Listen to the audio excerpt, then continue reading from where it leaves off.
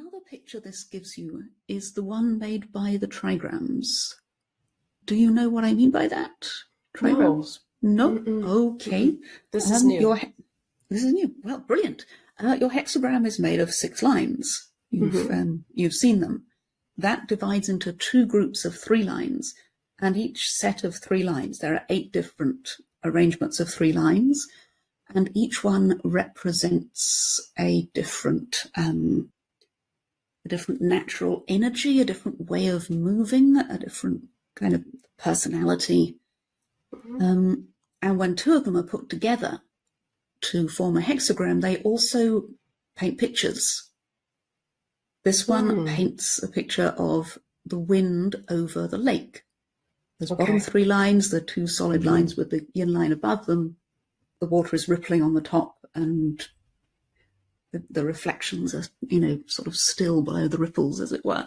So it's like looking down into a lake. And the one above, which is it's the same that, but upside down. Its mirror image is the wind, moving continuously above the earth with 2 solid lines, and then interrupted by the things it touches on the surface of the earth, and that's the broken line at the bottom.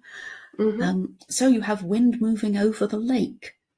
The inner lake, when lake is the inner trigram, it tends to have to do with conversation, with ideas in circulation, and so it's your inner conversation because it's on the inside. Your images and reflections of the world above and how the ideas circulate. And wind on the outside, it spreads, it travels. It probably picks up the moisture from the lake and distributes it widely. It goes out and has influence in the world. If you think of the picture of the 2, you have the wind blowing over the lake, and it's stirring up the water and moving it and setting up ripples and carrying the moisture further afield.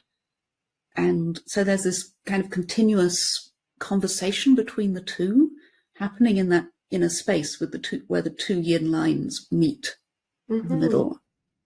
The wind's moving the lake is moving up into the wind. There's this open inner space in the middle where they're mixing all the time.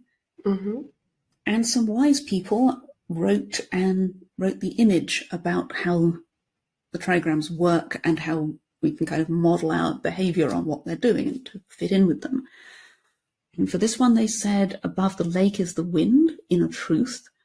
The noble one deliberates over legal proceedings and delays executions. Which, and it's a little weird that it suddenly brings in this courtroom imagery.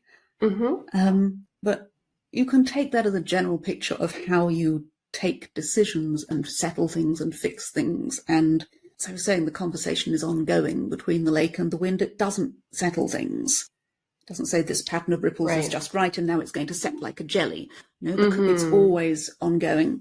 So it might be better as an attitude and approach to adopt, to think, well, I'm writing the first draft.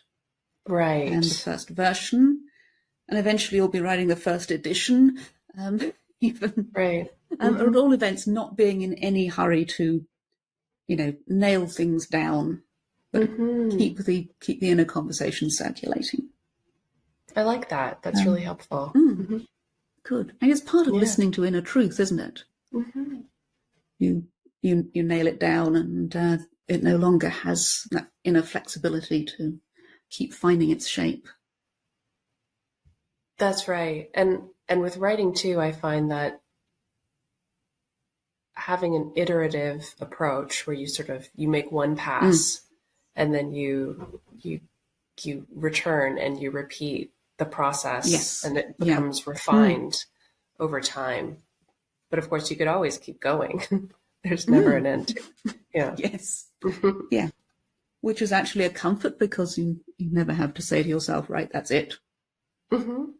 That's done. This has got to be the perfect version.